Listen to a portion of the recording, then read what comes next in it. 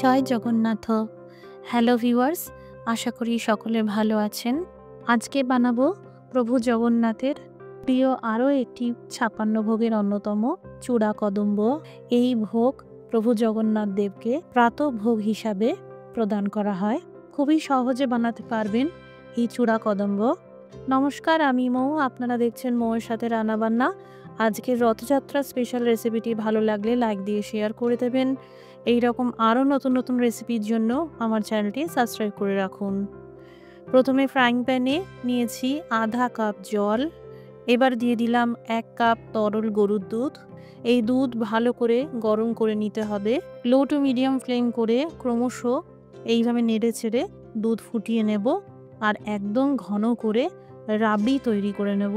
বাজারজাত রাবড়ির থেকেও বেশি ভালো হয় যদি এইভাবে ট্র্যাডিশনাল পদ্ধতিতে রাবড়ি তৈরি করে নেন। এতে চূড়া কদম্ব খেতে আরও ভালো হবে। মোটামুটি ১০ মিনিট মতন সময় লাগতে পারে এই রাবড়ি বানাতে। ক্রমশ নেড়ে যেতে হবে। খেয়াল রাখবেন এই রাবড়ি যেন পুড়ে না যায়।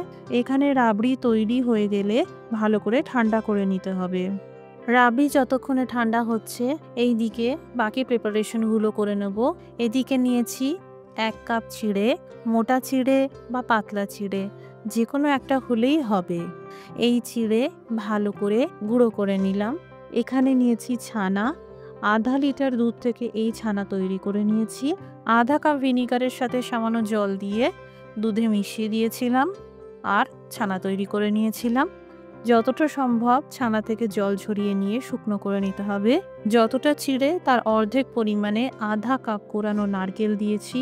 এখানে নিয়েছি আখের গুড়, 1/4 কাপ মতন হবে, তবে আপনারা যে যেমন মিষ্টি পছন্দ করেন সেই বুঝে গুড় দেবেন। তবে চিনির ব্যবহার জগন্নাথ ভোগে সম্পূর্ণ নিষিদ্ধ।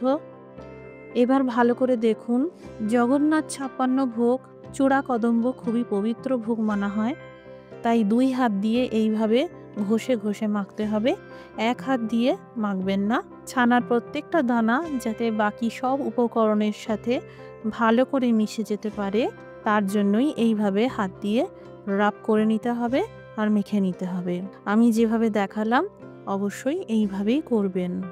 বেশ ৫ থেকে ৭ মিনিট সময় লাগতে পারে মেখে নিতে হবে। ভালো করে মাখার পর দেখুন প্রত্যেকটা উপকরণ সমানভাবে মিশে গেছে। এইভাবেই মেখে নিতে হবে। এবার একটা বড় এলাচের দানা গুঁড়ো করে দিয়ে দিলাম। প্রধানত জগন্নাথ ভোগে বড় এলাচেরই ব্যবহার করা হয়। ভালো করে মিশিয়ে নেওয়ার পর এবার এই যে রাবড়ি তৈরি করলাম, দেখুন ঠান্ডা হওয়ার পর একদম ঘন হয়ে গেছে। এই ২ চামচ মতন রাবড়ি দিয়ে দিলাম। এই পরিমাণ মিশ্রণের জন্য ২ চামচ রাবড়ি যথেষ্ট।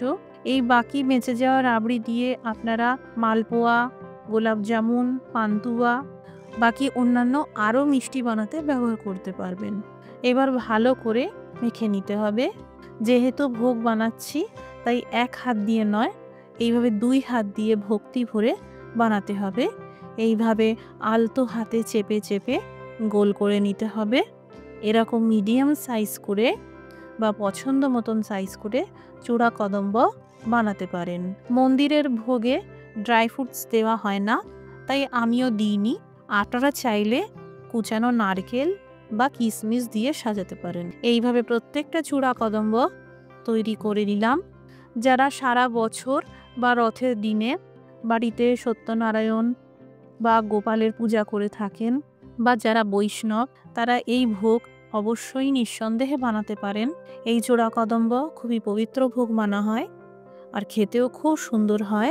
বাড়িতে বানালে কমেন্ট করে জানাতে পারেন কেমন তৈরি হলো।